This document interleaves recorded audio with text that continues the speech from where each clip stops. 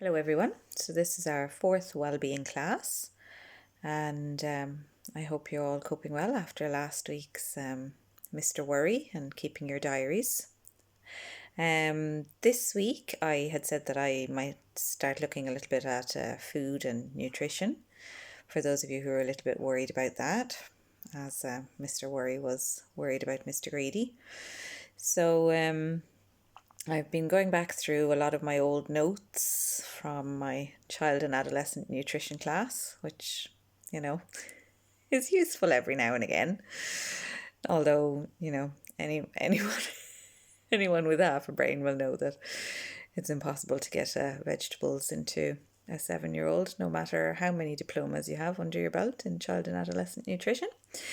So we're going to stick with the theme of the diary, which is hopefully working well for many of you.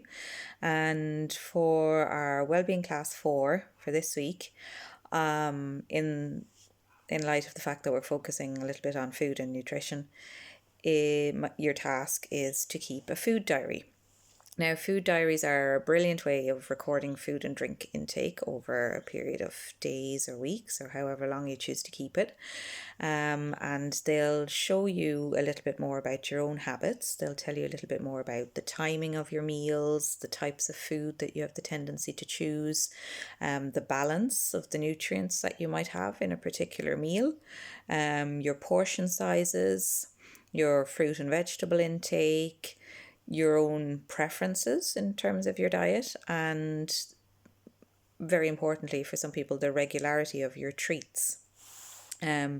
So food diaries help us to make healthy changes to our diet if we choose to. They can sort of shed a bit of light on where we need to make an improvement. They can tell us a little bit more about the content of our meals if there's something particular missing. They can tell us if we're snacking too much, or if maybe at a particular time of day, maybe there's a snack needed. So, we have a little plan in place at the moment now for our 7-year-old, just because he, being at home all day, he was running around wanting to snack every time he was bored.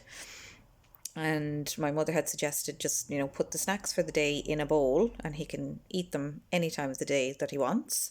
And that's it then, no more snacks. Now that works within reason if you have snacks that can be kept in a bowl, but for things like yogurts and things from the fridge, like cheeses and things like that, that's not necessarily going to work for you. So the first thing to do obviously is to keep your food diary. See over the course of the week what the situation is with your timing, with the types of foods that you choose, with your portion sizes, with your dietary preferences, all of that. Try to be as detailed as possible, because writing down things like, for breakfast I had cereal with milk, that's fine. It may be helpful to a certain extent, but it doesn't indicate the type of milk that's chosen. Did you have full fat? Did you have low fat? The type of cereal that you chose. Did you have cornflakes or did you have Cocoa Pops? The portion size, was it, a small bowl? Was it, 2 bowlfuls? So try to be as specific as you can. They can be quite easy to keep, or they can be, a lot of people, when they're keeping food diaries, they have the tendency to try to write down things at the end of every day.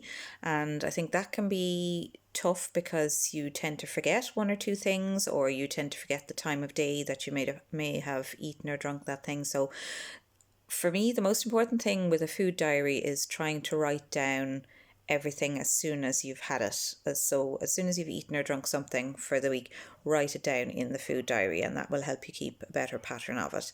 And also, I suppose, in line with being as specific as you can, maybe try to be specific in terms of, what meat was it that you ate? Was it, how lean was it? What cut of the chicken was it?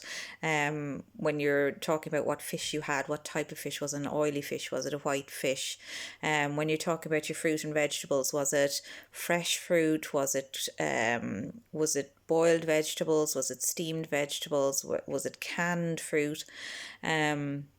If you're having a soup, was it a soup that you prepared yourself? Was it a soup from frozen? Was it a soup that, you put a blob of cream into? So be as specific as you can.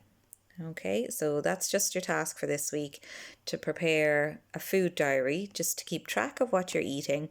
And from that food diary, you should be able to get a better idea of if you're worried about your current eating habits during lockdown, or about the current eating habits of a child in your household or another member of your household. Keeping a food diary for yourself or for that person is a very good way of seeing where you might be going wrong and where you can improve. Okay, so best of luck with that, and enjoy those snacks and all the rest.